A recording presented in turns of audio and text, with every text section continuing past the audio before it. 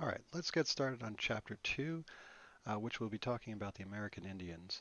But before we can get to the American Indians, we really need to go back into time and figure out exactly how we know so much about the Indians. One of the major weaknesses of the American Indians, as far as studying their history, is that they don't have a written language. We can study the ancient Greeks, the ancient Romans, but how do you study the ancient American Indians if they didn't write anything down? They relied quite a bit on word of mouth storytelling, but as you know, in the game of telephone, that can get distorted and it's not completely reliable. We don't know exactly the words that may have been said. It really depends on how that was passed down, and if people die and take their knowledge with them, then there's no way for us to see what was going on. So it's very difficult to study cultures that don't have it. So we rely on something called archaeology. And this is a vocabulary word that you should put in your vocabulary page. Archaeology is the study of past cultures using artifacts such as bones, tools, and pottery. So when you're talking about archaeology, you're talking about artifacts. So that's a key word there that you want to remember about archaeology. The second word is archaeologists. And we can remember that archaea here is the root word when we're talking about past cultures using artifacts, and ology is the study of. Ologist is the person studying it. Just like we got biology and biologist. Biology is the subject, and the biologist is the person studying the subject. So that's archaeologists, scientists who study human behavior and cultures of the past through the recovery of study of artifacts. Okay, so make sure that you remember artifacts, studying them so that we understand history is in the area of an archaeologist. So about 20 years ago, a farmer noticed an odd stone um, in Cactus Hill. So this is what we need to put in our notes that the really the oldest site, archaeologist site, is found here in Virginia at Cactus Hill, which is, let me just see, near the Nottoway River, and it's all the way here in southeastern um, Virginia. As we can see, here's Virginia. We're right about over here. Cactus Hill is all the way on the other side. Now Richmond, I don't think it's on the, yeah, Richmond is right over here. Get a better picture. Richmond is somewhere right around here, so it's just southeast, about 45 miles southeast of Richmond. Okay, and we can see that right here in the text.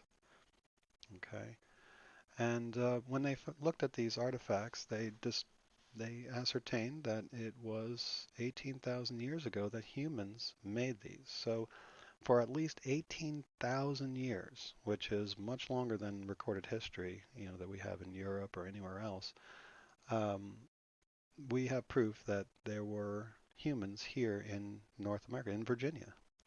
So the next question is, how did they get here? What brought them here? Were they always here? And what we need to understand is that scientists do not agree.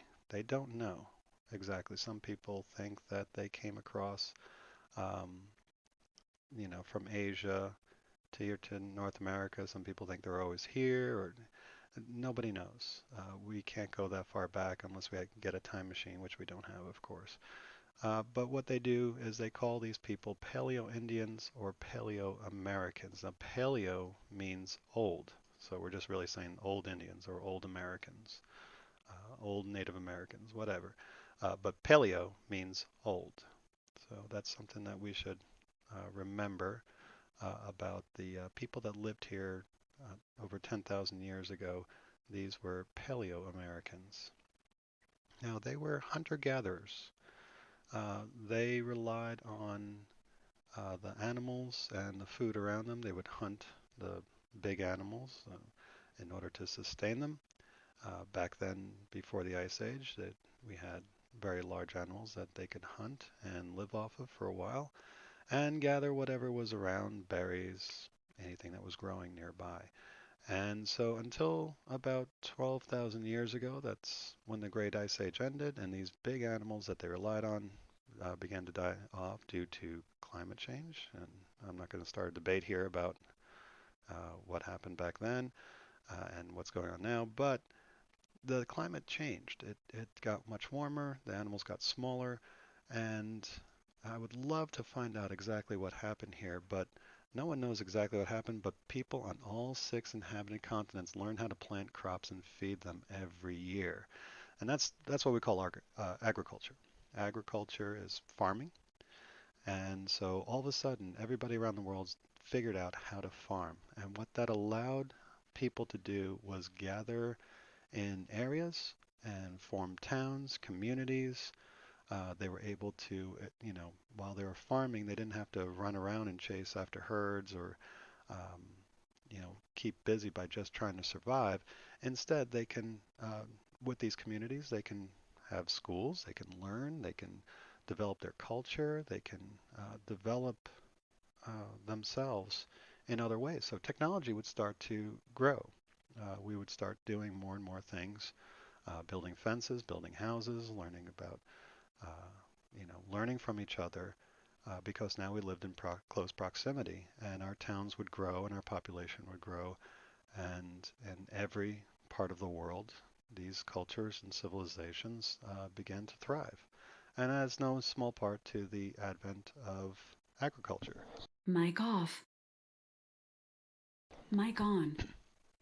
Okay, so since they're doing these things, we could take a look at the resources that we need to understand and learn.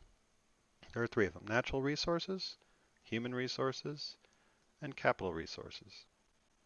First of all, natural resources obviously come from nature, so that's real easy, such as plants and animals. They could also be things like rocks, minerals. We use grass, wood, animal skins, and these are all natural resources, things that we can't make. So that's a good way to remember what a natural resource is. Now, a human resource is a person doing something. So if you have, you're talking about making something or doing like a hunter, a farmer, um, a cook. These are human resources. This is what people do. And then finally, you have capital resources. These are goods that are produced and used to help make other goods and services.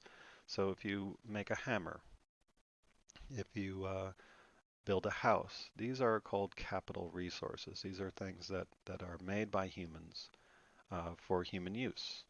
Um, canoes, shelters, sleds, tools, bows, arrows, spears.